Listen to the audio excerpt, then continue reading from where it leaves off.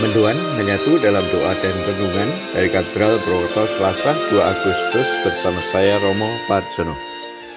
Salam dari Allah Bapa dan Putranya Yesus Kristus selalu menyertai kita. Amin. Sejenak kita hening menyadari kehadiran Tuhan, membuka hati dan budi untuk mendengarkan dan merenungkan sabda Tuhan menurut Injil Matius bab 14 ayat 22 sampai dengan 36. Dalam nama Bapa dan Putra dan Roh Kudus. Amin. Tuhan bersamamu dan bersama rohmu. Inilah Injil suci menurut Matius. Dimuliakanlah Tuhan. Sekali peristiwa, setelah mengenyangkan orang banyak dengan roti, Yesus segera menyuruh murid-muridnya naik perahu dan mendahuluinya ke seberang. Sementara ia menyuruh orang banyak pulang. Dan setelah orang banyak itu disuruh pergi, Yesus mendaki bukit untuk berdoa seorang diri. Ketika hari sudah malam, ia seorang diri di situ. Perahu para murid sudah beberapa mil jauhnya dari pantai dan diombang-ambingkan gelombang karena angin sakal. Kira-kira jam 3 malam datanglah Yesus kepada mereka berjalan di atas air. Melihat dia berjalan di atas air, para murid terkejut dan berseru, "Itu hantu!" Dan mereka berteriak ketakutan. Tetapi Yesus segera menyapa mereka, katanya, "Tenanglah, aku ini, jangan takut." Lalu Petrus berseru, "Tuhan, jika benar Tuhan sendiri, suruhlah aku datang kepadamu dengan berjalan di atas air." Kata Yesus, "Datanglah." Maka Petrus turun dari perahu dan berjalan di atas air mendapatkan Yesus. Tetapi ketika dirasakannya tiupan angin kencang, Petrus menjadi takut dan mulai tenggelam, lalu berteriak, "Tuhan, tolonglah aku." Segera Yesus mengulurkan tangannya, memegang dia dan berkata, "Orang kurang percaya, mengapa engkau bimbang?" Keduanya lalu naik ke perahu dan redalah angin. Dan mereka yang ada di perahu menyembah dia, katanya, "Sungguh engkau anak Allah." Setibanya di seberang, mereka mendarat di Genesaret. Begitu Yesus dikenal oleh orang-orang setempat, mereka memberitahukannya ke seluruh daerah. Maka semua orang sakit dibawa kepadanya.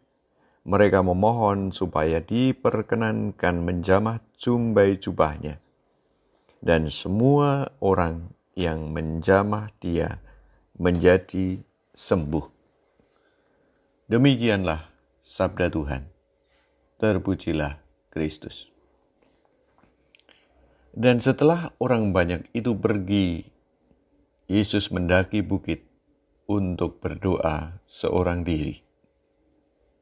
Di awal Injil hari ini, Santo Matius mengisahkan bahwa setelah semua diatur dengan baik, murid-murid naik perahu untuk mendahului Yesus, dan orang banyak pergi, Yesus menyendiri untuk berdoa.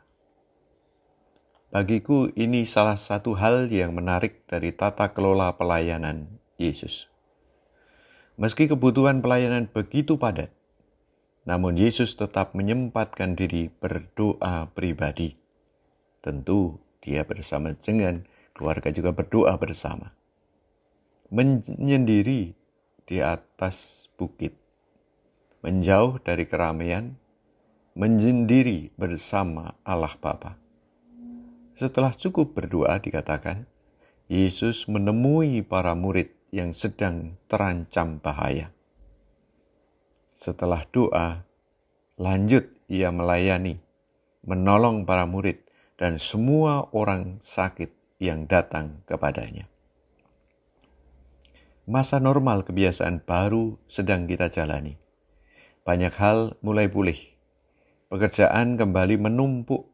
Banyak orang butuh pemulihan, pertolongan, pelayanan. maka tata kelola pekerjaan, pelayanan, dan waktu pribadi dan bersama untuk berdoa perlu mendapat tempat yang nyata dan seimbang dalam jadwal harian kita. Adakah kita mengatur waktu seimbang untuk berbagai kebutuhan ini? Marilah berdoa. Tuhan, kami bersyukur atas rupa-rupa tanggung jawab yang boleh aku alami dan hadapi. Semoga seturut teladan-Mu, aku makin berkembang dalam keseimbangan dan keharmonisan mengelolanya demi kemuliaan-Mu dan kesejahteraan sesama. Mari kita mohon berkat Tuhan. Tuhan bersamamu dan bersama rohmu.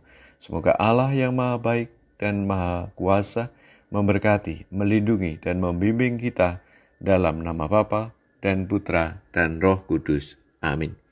Selamat beraktivitas. Tuhan memberkati. Salam mendoan.